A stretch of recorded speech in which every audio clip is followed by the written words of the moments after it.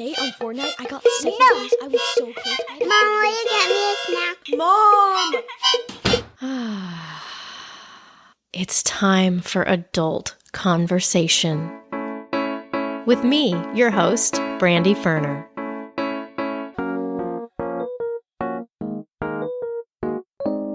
Hello, Adult Conversation podcast listeners. If your kids have ever binge-watched Emily's Wonder Lab on Netflix, you will recognize today's guest. Emily herself stops by to talk about her experience as a woman in the STEM world, and STEM stands for science, technology, engineering, and math, along with the process of getting her own show and filming it while super pregnant. We also talk about her scientific take on the coronavirus, what ultimately motivated her into the STEM field, what she wishes she'd known as a little girl, and how she's handling raising her own daughter to be science-minded. I didn't think it was possible for her to be more likable than she is on TV, but I was wrong. If you enjoy the podcast, chances are you'll love my novel, especially right now while you might need some validation, humor, and a wild trip to Vegas if only in your mind. Titled Adult Conversation, a Novel, it's a darkly comedic story about the relentlessness of modern motherhood where the main character seeks an answer to the question, is motherhood broken or am I? After a series of relatable mom wins and failures, she and her therapist end up on a Thelma and Louise-style road trip to Vegas, where they are tempted and tested while finding lost pieces of themselves that motherhood swallowed up. You can find it in all the usual places, or you can go to my website, adultconversation.com, to find out more. And the audiobook version of it just recently came out, which I narrated. So now's your chance to pop in some AirPods or earbuds or airbuds, I don't know, and multitask and self-care at the same time. On to the show.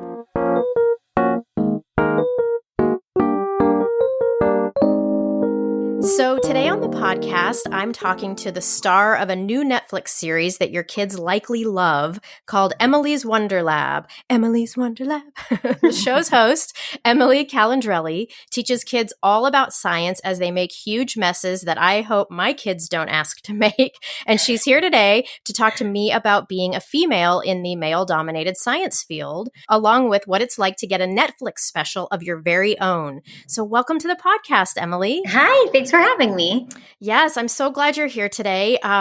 It's so exciting because you're like a celebrity in my house. And when I told my kids that I was interviewing you, they were both like freaking out. And I asked my daughter, who's 7, what would you want to ask her? And she just said, I would just tell her really nice things if I sent her a text message. Oh, so nice. So that's what my daughter has to say. But, like many families right now, we have plowed through Netflix's offerings. And, my daughter, who I mentioned, she is just really into science. And so she binge watched your show in like a half a day. And I have to say that it was so engaging that I found myself watching it as well. And that was partly because you are adorable in raspberry colored overalls at like 9 months pregnant. So how far along were you while you were filming this? Yeah, 35 and 36 weeks pregnant. Oh my goodness. Yeah. And you were like dancing on the oobleck. I was so worried for you when the kids were like, aren't you going to get on it? And I'm like, kids, no, center of gravity, totally different. But you did it. I know. It was such a trip because I'd never known what it was like to be pregnant. That was my first time. And I wasn't sure what my capabilities would be filming a big show like that. And surprisingly, it all went really well. Like I felt really great. I was pretty lucky to have a smooth pregnancy. And so I probably took like more breaks than I normally would and drank more water than I normally would. Maybe was a bit more careful. But other than that, like I felt pretty great. Awesome. I have so many things I want to ask you about with the show and your background. But first, what is something that you think the listeners need to know about you? Yeah, I think for me, because I'm getting more well known for science related stuff now. But when I was growing up, I was not a kid that knew that I wanted to be in science. I didn't consider myself one of the smart kids. And I think that influences the way that I talk about science a lot now. Because, of course, like now I've gotten 4 degrees of science and engineering, and 2 of which from MIT. And I feel like a lot of times when Whoa. people talk to me, they maybe don't assume that I never thought that I would be in this type of world or field. And so when I talk about science, I'm like very in tune to what people know and what they don't know. And I never want to make anyone feel stupid. And I always try to meet them at their level. And so everything that I do when it comes to science is done through empathy and kindness. I'm always trying to just like bring everybody along and make sure everybody feels welcomed in this field. Oh my God, why are you the best person ever? It's like amazing. This is what needs to happen is like it's like the left brain and parts of the right brain and like the masculine and feminine coming together divinely as like a really beautiful balance. Yeah. I love that. So that was actually one of my first questions is when did you first know that you were into science? And I didn't want to just assume that you knew when you were little. So when did you know?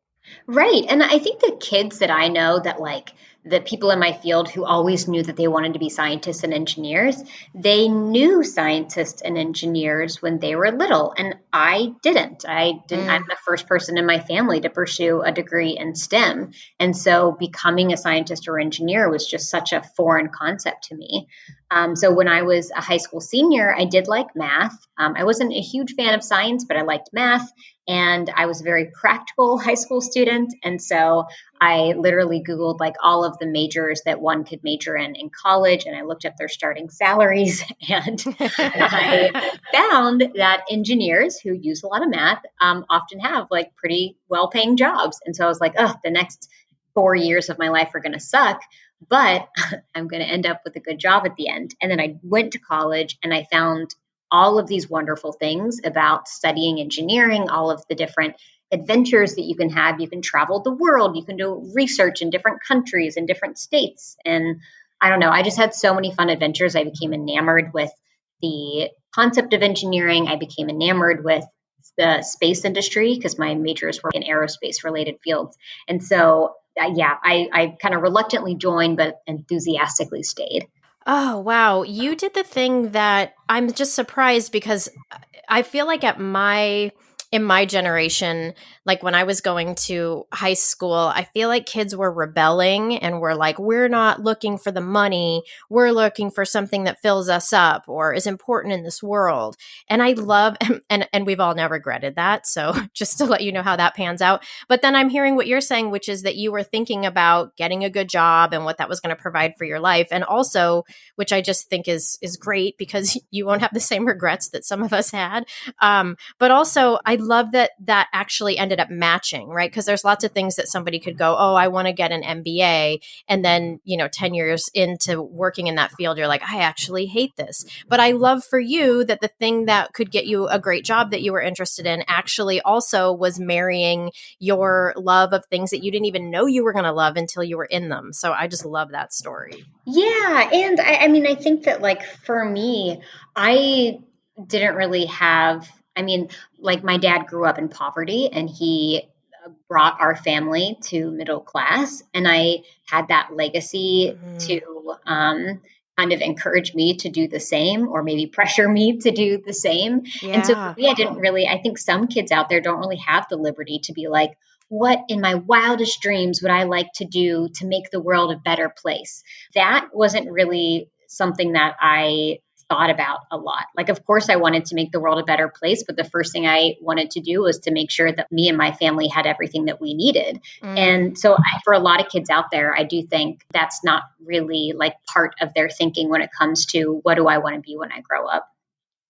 Yeah, that is such a good point because I'm looking back and I'm thinking about, being in that middle class and there were a lot of well-to-do or for our area kids in our school and we all had the luxury of thinking of that because we had always had a safety net. So then Right, right. to then but the irony here is that the kids who did that and who had that safety net, I think some of them grew up and who chose the thing that I want to do with my life and what are my passions and my talents and are now struggling more than maybe their parents were because of kind of the shit economy that we're in and a lot of different things.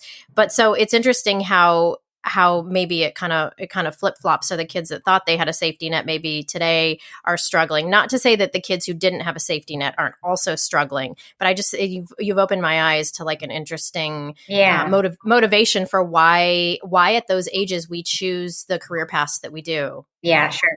So what messages did you get? I mean, you were coming to it a little bit later, but what messages did you get, whether obvious or more subtle, about being a girl and liking science? Yeah, I mean, they were all very subtle. For me, I was lucky enough to not experience like very blatant sexism from like people in power, which was really nice, or at least none that I really noticed. Mm-hmm. But I think there would be micro sexism things along the way from my peers that would be kind of obnoxious. Like when I was in the astronomy club in undergrad, I was applying to be the president of the astronomy club. And I was going up against this one guy, and we both gave our speeches as to why we thought we would be the best president of the astronomy club. And then everybody in the club voted, and they counted the votes, and they announced the winner in front of the club, and I was the winner. And he, in a very frustrated moment, exclaimed to me and to everyone in the room, "You only won because you wore a tank top today," and then stormed out of the room. Things like that are a little bit obnoxious. I was in a group project once where we were working on an engineering project. I think the guys in the project decided they wanted to do some type of gun as the engineering project. And I don't really care about guns, but I was like, whatever, it's an interesting engineering technology design, happy to work on it. And they were showing a video of how the gun worked, just like in the field. There was no gourd. I mean, it was just the way that the gun operated technically. And one of the guys asked me if I wanted to leave the room while he showed it to the rest of the guys in the group, just to be a gentleman. And I was like, what? I am someone who's probably going to do most of the work on this project. You want me in this room to be able to do all of that work? And no, I'm not going to leave the room.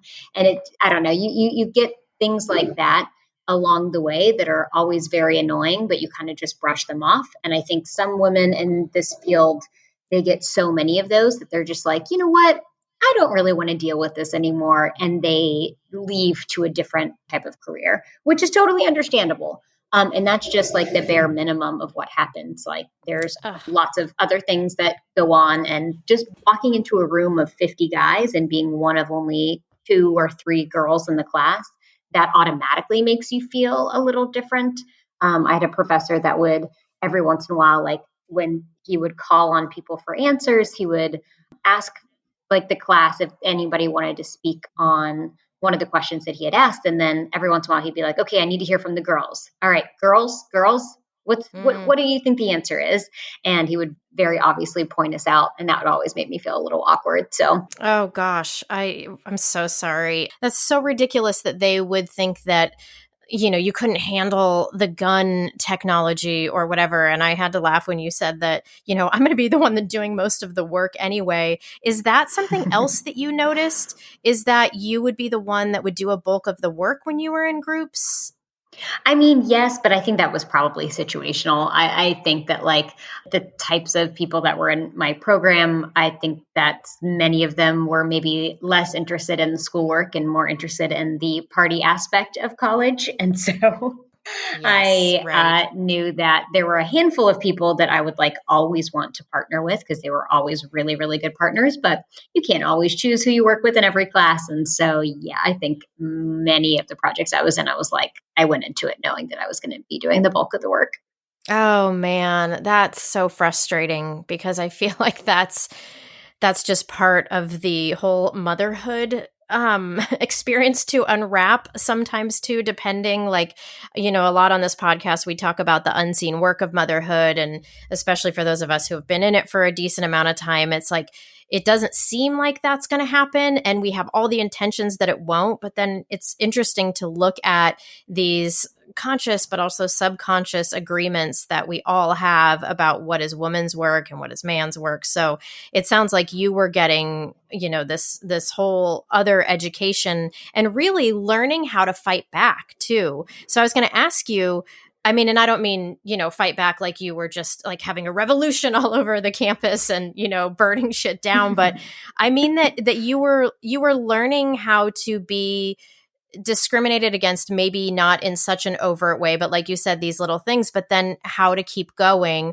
or maybe how to stand up to that. So I guess that's what I want to ask you about is how did you, where some people, you said, some women get too sick of it and they're like, okay, I'm out of here. But what was the thing that made it so that you stuck with it? And then you're like, I'm going to put up with this. Or did you not put up with it? And did you stand up for yourself or try to educate these men about what they were doing? No, I think that I wish that I had the education back then, because I mean, keep in mind, this is over 10 years ago, right? And this was Yeah. before like the more like woke feminism that we've experienced today. Yeah. Like, of course, feminism has been around for a very long time, but it wasn't like totally mainstream for everybody for a while. And back then, I didn't have the right tools to be able to Yeah. stand up for myself or even recognize what was happening, right? Totally. Yeah, I think for me, it was just sort of like, that's annoying. That person's annoying. I have a goal that I want to reach, and I'm not going to let that person stand in the way of my goal, which at the time was like getting good grades and building my resume so that I could get into a good grad school so that I could eventually get a good job, and just focusing on my priorities and not allowing other people to affect those, I think was something that really helped me. Wow, that's amazing. What a useful skill. Dang, that's awesome. Yeah. So, how did your show idea come about? Like where in your journey was that seed planted? Did you think a while back, wouldn't it be fun to have this show, or was it thinking about having a family yourself, or where did it come from? So I've been in the science TV world for about 7 years now. I have my own show on Saturday mornings on Fox called Exploration Outer Space that I started hosting as soon as I graduated from grad school. And that's turned into this like multi-Emmy nominated show that's been around we're now like premiering our sixth season Oh, of that whoa. show this year, which is pretty cool. And so that platform has helped me grow my niche in this world a lot. So from there, I started doing children's books. I became a correspondent for Bill Nye on his Netflix show, Bill Nye Saves the World. And then for about 4 years, I think, I had been working with a producer who it works for Murray Productions. And we've been working on this idea of a children's science show. And we've been pitching it to various networks. And we even shot a pilot at one point, but got the feedback that it was too sciency for their audience. Oh. And that was pretty disappointing to hear. But like with a lot of these networks, their leadership changes every so often. And so some people go from one network to another. And so, anyways, long story short, someone at Netflix who had seen our pitch before at a different studio was like, hey, I think the people at Netflix would really like to hear this science kids show pitch. So we go in, we pitch it. Now, mind you, this show that we're pitching is one where like I'm an actor and I'm working with a bunch of kids. Like one of them is my theoretical niece. And we do a bunch of science experiments in my lab after school. And the feedback we got a week later from Netflix was like, we like the general concept, but we really like Emily and we want her to play herself. Like we don't want her to be an actor. She's like very genuine in her excitement for science. She has the background to, lend credibility to that. So come back to us with a different show where Emily is just playing herself. And we did that and we created Emily's Wonder Lab. And they said yes, not actually knowing that I was pregnant at the time. I mean, we pitched it when I wasn't showing. I announced that I was pregnant. And then a week later, Netflix said yes. So they knew that I was pregnant when they said yes. But yeah, it wasn't like intentional that I was going to be pregnant filming this. They were like, should we film the show before or after the baby? And I was like, I don't know what it's like to have a baby. I hear it's pretty hard. So let's do this before the baby comes. Yeah. And so did they, when they knew that you, like, how did the timing, I would imagine that there's conversations like, okay, well, let's try it, maybe earlier in the pregnancy. And then someone's like, no, we're going to do 35 and 36 weeks. Like we are doubling down on this. How did that come about? I mean, everything moved so fast because I think I was like 6.5 months pregnant when they said yes. Oh, got it. And the production had to move so quickly. So, as soon as they said yes, I started working on pre-production because I'm also a co-executive producer for the show. So Awesome. I help come up with all the science that I actually do on the show. And we worked in pre-production for maybe, I want to say, a month and a half, 2 months. And then right after that, we started going to LA, testing out the experiments. And then after that, we started filming. And so everything was like fast, fast, fast. Yeah, right, because you had the clock ticking down. We had a deadline. Yeah. Yes. They're like, well, she physically needs to be back home by like 36 weeks and change. And so that's our timeline. Yeah. Well, it's interesting when you said that one of the networks got back to you that the show was too sciency, or the show that you guys were pitching. What exactly does that mean? Like, I know my kids also watch Brainchild, which I think is a great mix of learning but also fun and funny. So were they saying that the show was, well, the previous one that you pitched, that it didn't have enough fun, or what? Like, how is a science show too sciency is my question. That is also my question. I think Okay. they thought they wanted a science show, and then what they saw, like what a science show looked like, they were like, no, actually, we just want a show with a bunch of colors and explosions and no explanation as to why they happen whatsoever. Awesome. That makes no sense.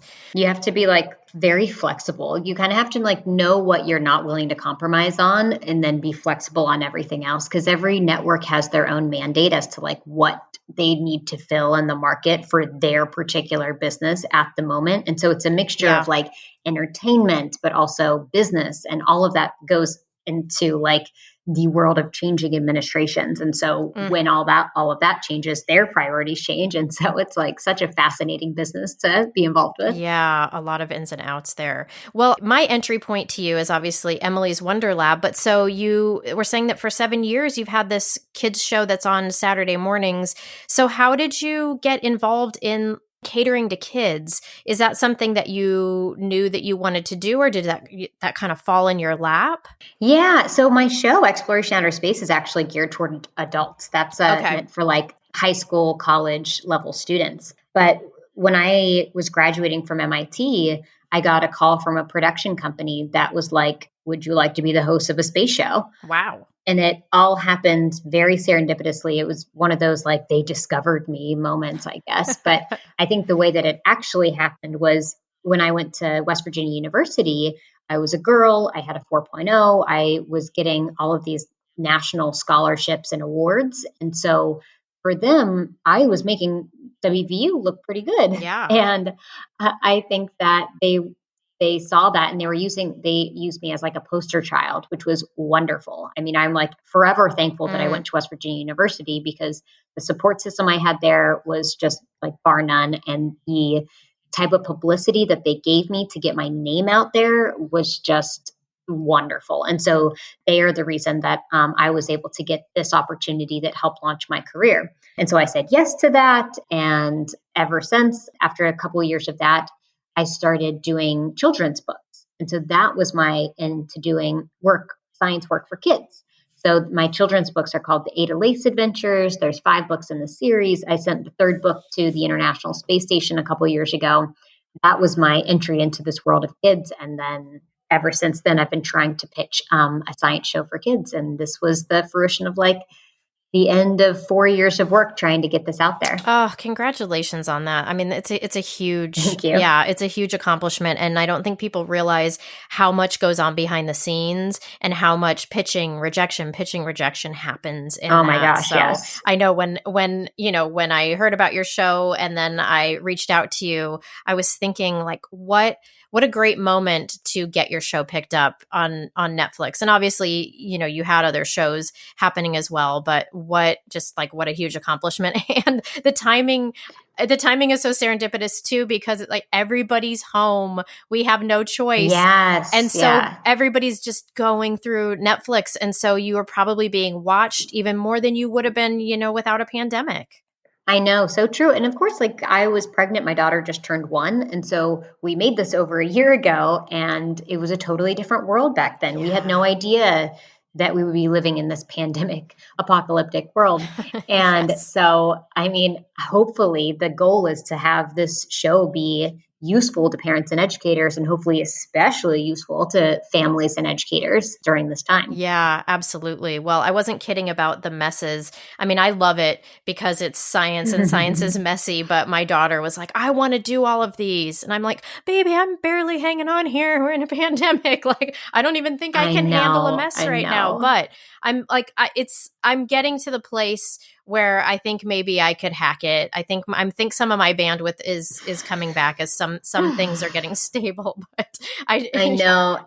Do it outside. Go out on the sidewalk and just Yes. make the mess outside, and then just like hose it down. Yeah, no, that's hose it down is a great life mantra. Just hose it down. As a scientist, just curiously, do you have any insight, ideas about coronavirus, about this pandemic that we may not have heard? Like, where are you at with it? What do you know about it that maybe we don't? Is there any piece of information, scientific or otherwise, even just coming from another person in the pandemic, that you would share with us? For me, this has been a really interesting moment in science communication, because with science communication, oftentimes it's here's this complicated thing that we know for sure, and let's just find creative ways to explain it simply so that a lot of people can understand it. But with coronavirus, they're still learning so much about it. There's still so much uncertainty and still so much that we don't know. Science is very much like putting a puzzle together and guessing what the final picture is of the puzzle as like every step of the way, where you get to put more and more pieces down. And so you get the edge pieces and it's like, okay, I think this is a picture of X. And then you get more and more pieces and then you make another guess and then you get more pieces and you make another guess. Like that's what science is. We're just continually trying to create the best theory that fits the picture that we have with the data that we have right now. And science communication to the public becomes even more complex when we are in those early phases and we don't have all of the pieces yet. And so, of course, you create sometimes a distrust where you make a guess as to what the picture is, and then it turns out that guess is wrong. That happened with masks. Like we didn't have enough data to show that masks were effective. And so many people, that the first advice was like, only use N95 masks. Like regular masks don't work. It's silly if you use them. And then we found out that there was a shortage of like PPE. And then we were like, don't use N95s. The doctors need them. And then we learned from early studies that like, oh, masks are actually kind of effective in protecting me and protecting you. So start to use them. And so we're kind of hugging the public around in all of these different directions. And it's understandable that people are confused. I think the mantra that I've found really helpful is time, space, people, place when it comes to lowering your risk. Like the whole game of coronavirus is just managing your own risk and figuring out how to do that. Time, you can lower your risk by spending less time with a lot of people spending less time with fewer people, not being in groups of a ton of people. Space, being outside is less risky than being inside, and enclosed, like smaller spaces, is more dangerous. So larger spaces, primarily outside, would be great with fewer people, with fewer time. And so something like that, that is what I've personally found helpful in thinking about like how to lower me and my family's risk. That's so helpful, your take on it. I've seen some scientists post about, like, you guys are getting to see what the scientific process is like, which is exactly like what you're saying. It sounds like, with the puzzle pieces of a lot of guessing, trying, and failing and going back, and that wasn't right. And as a public, we're like, we want the right answer immediately. And Exactly. So I feel so bad for people who are actually trying to research this and who are trying their best and having natural experiences with the scientific process of, we thought this, but no this, and then having an entire public berate them. I'm like, what are we doing, people? Can we just pause for a moment and like give this the space? This is new. And so how do we expect long-term data like month one? It's just wild to me. Yeah. And it's like, for me, it's really interesting when science becomes a political thing. Inherently, science shouldn't be political, but of course, like because humans interact with science, it always is. Yeah. But yeah, like it feels like the liberal stance on masks is like, wear a mask and you protect others. And then the conservative stance is like, that inhibits my freedom in this country and you can't tell me what to do. Even though we do a lot of things that we're told to do, like wear seatbelts and another example that a fellow science communicator said was like wear condoms. because it's like it's something that we're asking you to do. You are not required by law to do it, but like it protects you and it protects your partner. It protects the people that you are interacting with. Right. And so it's a good idea to do it, and it shouldn't be a political thing as to whether or not you choose to do that. Masks are very similar in that, like, this is really to protect your community. It's to protect yourself and your family and everybody around you, especially those who are like immunocompromised and older and maybe have health issues. So Yeah. it's very interesting to stand back as a science communicator and watch this all unfold. Oh, totally. And I read something the other day that's, I mean, not totally science related, but I think somebody said, my girlfriend is a librarian and she reminds me all the time that if libraries weren't around and they were going to be invented today, people would be completely against them.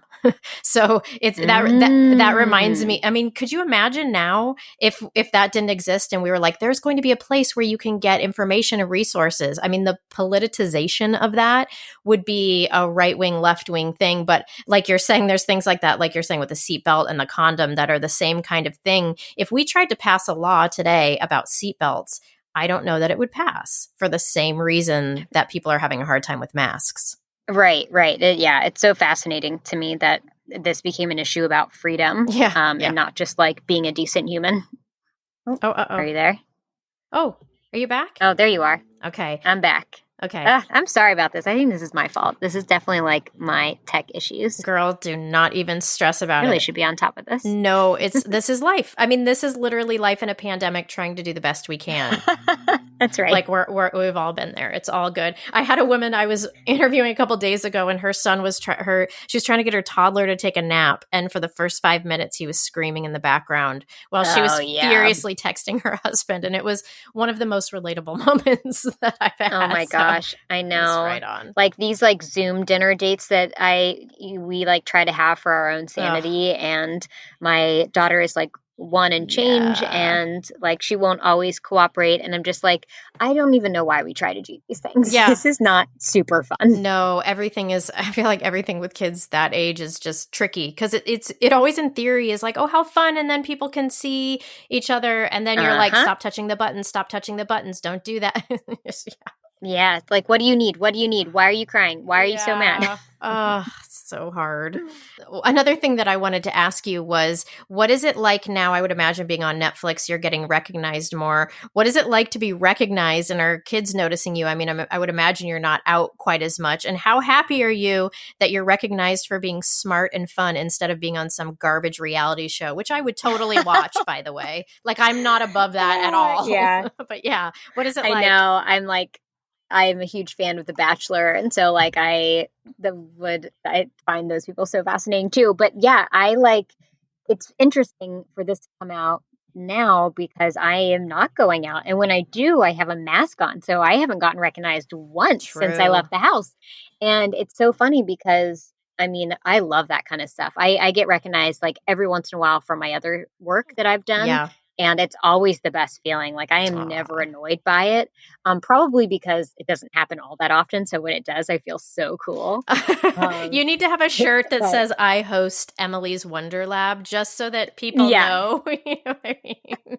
I'll have like a picture of my face on my chest. Yes, exactly. People need to know. It will definitely be awesome when that does happen. Because like, I enjoy it anytime, but like if a little kid and their family comes up and they're like, we love your science, like it'll make my heart melt. So it will absolutely be the best when this is all over. But you know, when is this ever all going to be over? Who knows? I hope that Emily's Wonder Lab is so popular like a year and a half from now. Yes. Well, I was going to ask you, did you guys get picked up for another season, or is everything on hold because of the way that things are in the pandemic?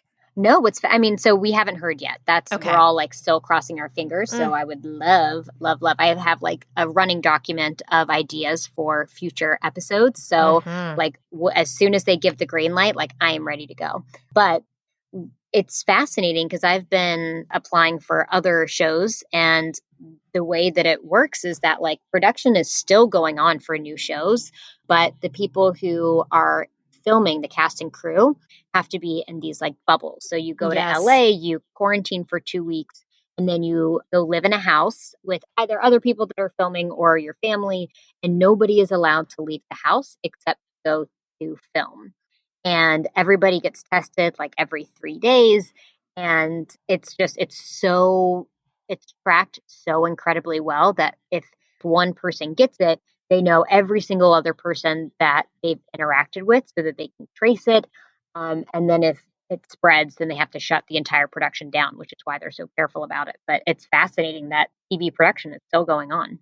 Yeah, totally. I think I heard of a friend of mine who has another friend that's a videographer for for hockey, and that was the same thing as they switch out, but they have to do this 2 week quarantine, and then you're in a bubble, and that's just like that's not how we're used to living. No, it sounds like very cool in the sense that you have an interesting story to tell once this all is over, but it also sounds awful for like everybody else that you're bringing with you. Like, would I actually bring my husband and daughter into a house and just be like, okay, we're going to live here for 6 weeks and you guys can't leave and I'm going to go do my dream job. But you guys have fun not doing anything in this house. Sorry. Bye. Right. Yeah, that might be harder to sell. I mean, I would do that, but like it sounds Right. awful for them.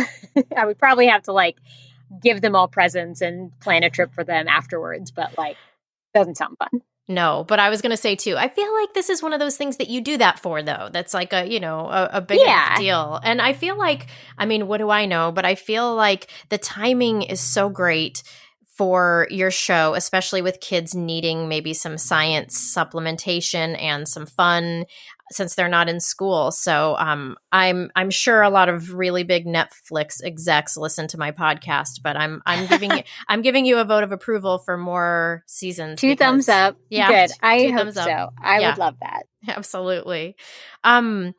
You have really great charisma on screen, and obviously in West Virginia at your school, like they found you, people found you and they noticed this about you. Do you have an acting background, or how are you so comfortable in front of cameras, or is it that just who you are?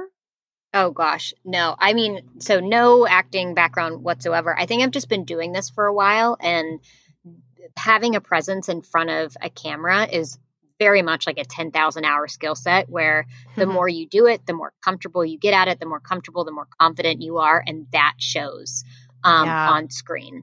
And so, especially when you're talking about something you're genuinely excited about, I would guess that I am not as good on screen if I'm just talking about something that I don't care about as much. Right. Because everything that I'm doing, I'm like, I'm genuinely very excited about this.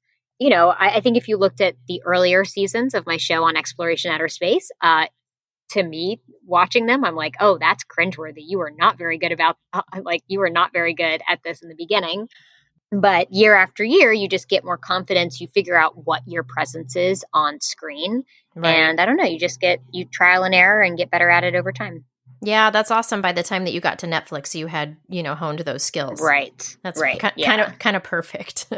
Yeah, definitely. The kids who they cast in your show, I know showbiz kids, they have big personalities. So were there any hilarious, like behind the scenes bloopers, any kids that were sort of wacky and wild, or was it just pretty like smooth sailing with the kids?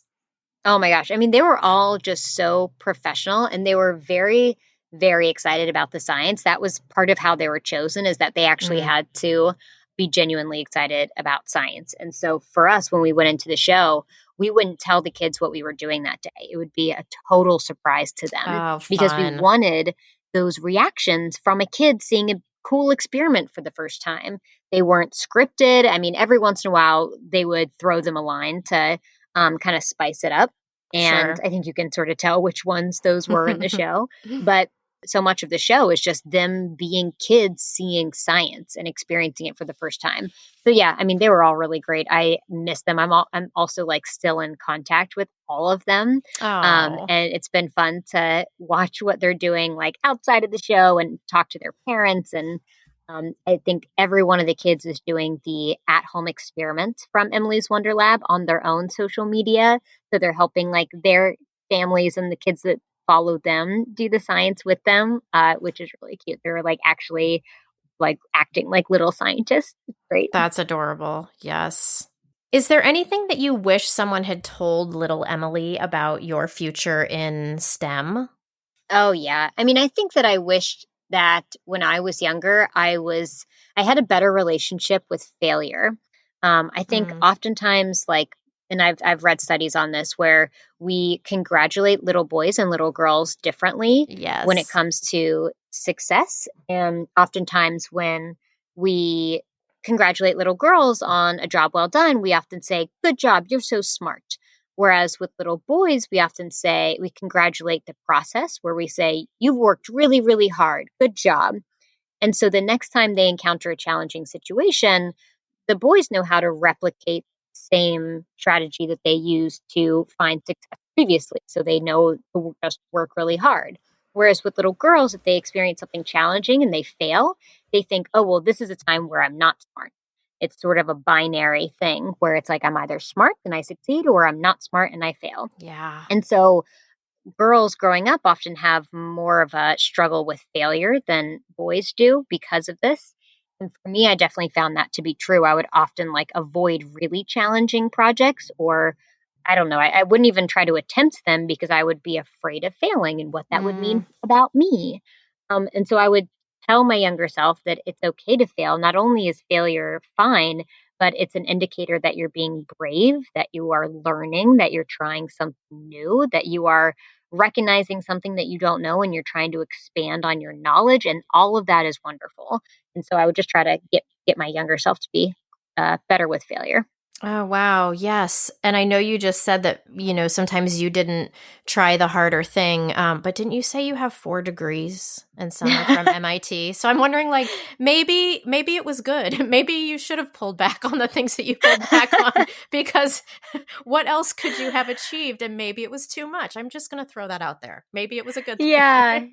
Yeah, I know that it's, I mean, but even today, like with various projects that I'll take on, like engineering projects, my husband is an engineer too, and he'll start like a side project that he wants to work on, not really knowing where it's going. But for me, like if I can't see the beginning, middle, and end of a Yeah. project and know exactly, like if I haven't seen basically somebody else do it before, Hmm. then I'm like, well, I don't really think I want to try it out because who knows where that's going to go, and it might just end up being a Yeah. stupid project. So I'm not going to. No, I can understand that. Absolutely.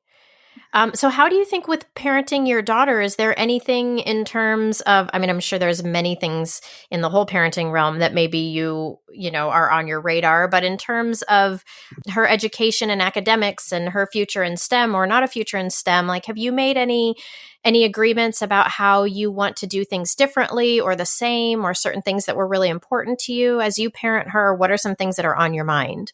My parents did such a good job. I'm like so thankful that I had the parents that I did. My mom was super crafty and we just did so many crafts growing up. We made a lot of like home videos, and I was in a lot of like church plays growing up, and I did so much creatively because of my mom, and my dad really helped me to learn. Like he taught me how to learn, and I loved that I had a little bit of both growing up. And I think that I want to try to make sure that I do that with my daughter, because I'm not as crafty as my mom, but I definitely still really enjoy artistic things. And so I'm hoping to make sure that she has a really good balance of both, and also try Yeah. not to like put too much pressure on her to go into STEM, because I mean like her dad went to MIT and Stanford and Harvard, and he studied aerospace engineering. I studied aerospace engineering. Like I think growing up with parents like that, that's already a lot of pressure just knowing that, and I want to be cognizant of that and make sure that we're not being too obnoxious about like,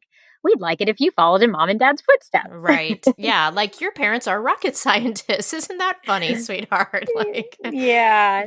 So like I think we're just taking it day by day and making sure she just feels loved and supported. hmm. And I mean, I think it's going to get harder as she gets older and learns more. And if she actively hates science, I think that's going to be something hard to cope with. Yeah, for sure. Um, but we'll see. I definitely have a lot of experiments to do with her now.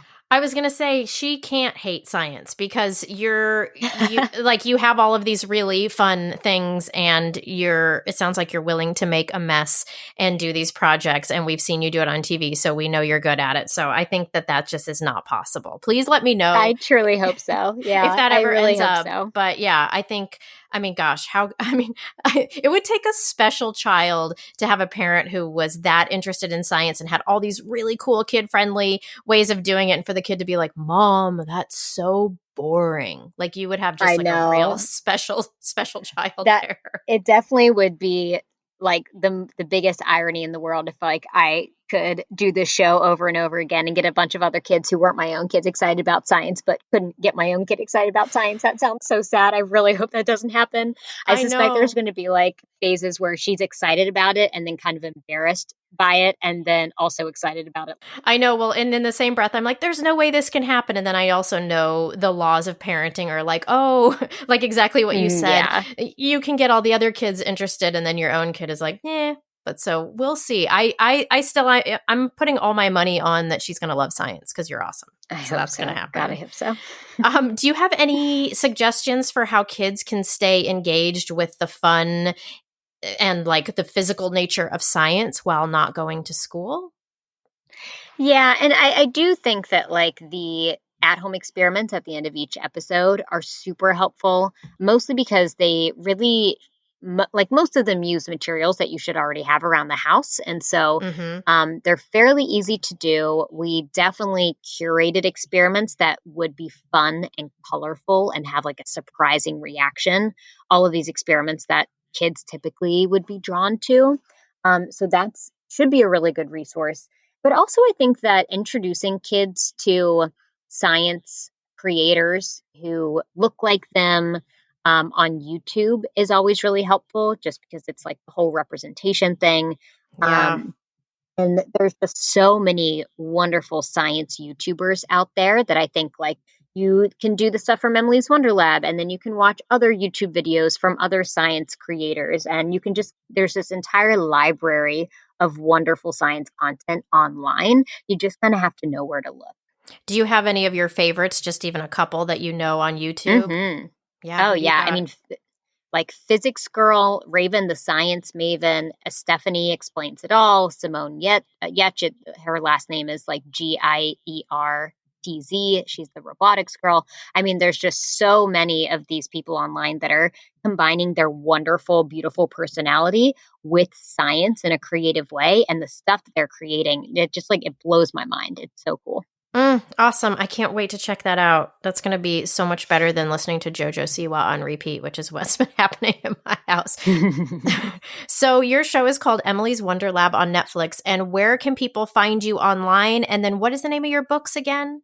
Yeah, so I'm online everywhere at The Space Gal on Instagram and Twitter and Facebook and TikTok. And then my website is thespacegal.com. And my books are the Ada Lace Adventures. And you can find them anywhere books are sold. And so will you spell that for us? Oh, yes. It's 2 words, ADA. And then the last name is LACE.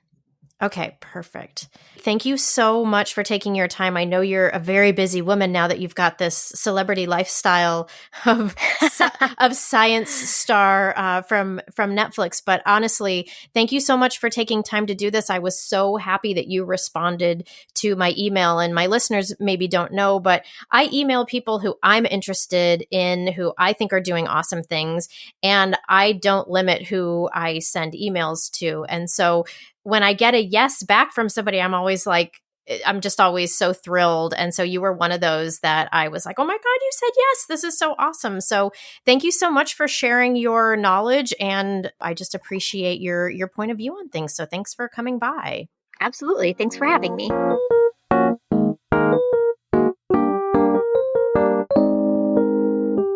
One of the things that lingered with me from this interview is how we each decide our career paths and how informed that is by our privileges. Yeah. Also, I wished I had asked her how motherhood was going for someone who needs to see the beginning, middle, and end of projects, the clear path. Motherhood often feels like stumbling around in the dark, and I know that must be a challenge for the science-minded. Hey, hi. If you like what you hear, don't forget to subscribe, leave a rating, or better yet, a review. And of course, for anyone who wants to discuss this topic and episode further, you can find myself and other listeners like you on our Facebook group, the Adult Conversation Podcast Discussion Group. I've added questions to vet you guys, and truthfully, one of those questions is just for my sheer entertainment. Please humor me. As always, thanks for listening. Here I